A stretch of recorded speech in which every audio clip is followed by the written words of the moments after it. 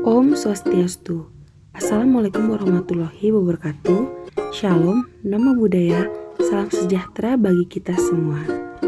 Perkenalkan, nama saya Ira Natania Caroline dengan NIM 20035111033. Pada kesempatan kali ini, saya akan menjelaskan tentang kira-kira apa aja sih organ reproduksi ayam betina? Yuk kita bahas satu-satu. Let's move on to the video. Kali ini kita akan membahas organ reproduksi ayam betina. Organ reproduksi ayam betina terdiri atas dua bagian, yaitu bagian primer yang terletak di atas dan bagian sekunder yang terletak di bawah. Bagian primer terdiri atas ovarium. Ovarium terletak pada daerah kelainan ginjal di antara rongga dada dan rongga perut pada garis punggung sebagai penghasil ovum. Ovarium sangat kaya akan kuning telur atau disebut juga dengan yolk. Ovarium terdiri atas dua lobus besar yang banyak mengandung folikel-folikel. Bentuk ovarium mirip seperti anggur-anggur kecil. Ovarium biasanya terdiri dari 5-6 ovum yang telah berkembang dan sekitar 3.000 ovum yang belum masak yang berwarna putih. Selanjutnya adalah bagian sekunder yang terdiri atas infundibulum, magnum, isthmus, uterus, dan vagina. Infundibulum adalah bagian teratas dari oviduk dan mempunyai panjang sekitar 9 cm. Infundibulum berbentuk seperti corong atau fimbria dan menerima telur yang telah diovulasikan. Pada bagian leher infundibulum yang merupakan bagian calciferous juga merupakan tempat penyimpanan sperma. Sperma juga tersimpan pada bagian pertemuan antara uterus dan vagina. Penyimpanan ini terjadi pada saat kopulasi hingga fertilasi. Selain tempat ovulasi, infundibulum juga merupakan tempat terjadinya fertilasi.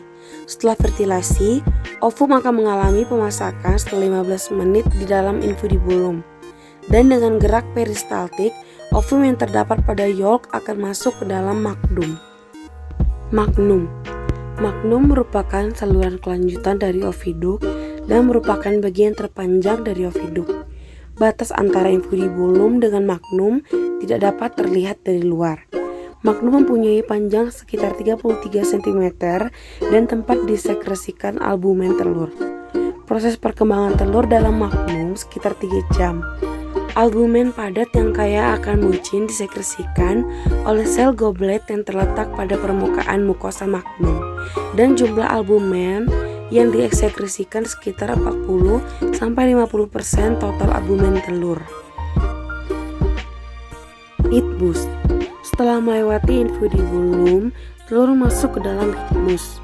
Antara isthmus dan magnum terdapat garis pemisah yang nampak jelas yang disebut dengan garis penghubung isthmus magnum.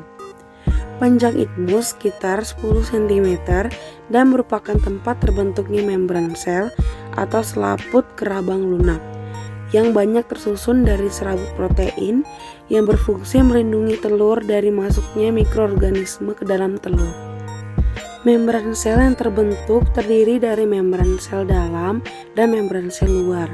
Di dalam isthmus juga disekresikan air ke dalam albumen. Dua lapisan membran sel telur saling berhimpit dan ada bagian yang memisah atau melebar, membentuk bagian yang disebut dengan rongga udara atau air cell. Uterus merupakan bagian oviduk yang melebar dan berdinding kuat. Di dalam uterus, telur mendapatkan kerabang keras yang terbentuk dari garam-garam kalsium. Uterus atau shell gland mempunyai panjang sekitar 10-12 cm dan merupakan tempat perkembangan telur paling lama di dalam oviduk, yaitu sekitar 18-20 jam. Selain pembentukan kerabang pada uterus, juga terjadi penyempurnaan telur dengan disekresikannya albumen cair, mineral, vitamin, dan air melalui dinding uterus dan secara osmosis masuk ke dalam membran sel. Pada uterus terjadi penambahan albumen antara 20 sampai 25%. Bagian akhir dari oviduk adalah vagina dengan panjang sekitar 12 cm. Telur masuk ke bagian vagina setelah pembentukan oleh kelenjar kerabang sempurna di dalam uterus. Pada vagina, telur hanya dalam waktu singkat dan dilapisi oleh mukus yang berguna untuk menyumbat pori-pori kerabang sehingga invasi bakteri dapat dicegah. Kemudian, telur dari vagina akan keluar melalui kloaka. Sekian penjelasan dari organ reproduksi unggas ayam betina. Kita telah menyaksikan penjelasan tentang organ reproduksi ayam betina. Sekian yang dapat saya sampaikan. Terima kasih. Om Swastiastu. Assalamualaikum warahmatullahi wabarakatuh. Shalom, namo buddhaya, salam sejahtera bagi kita semua.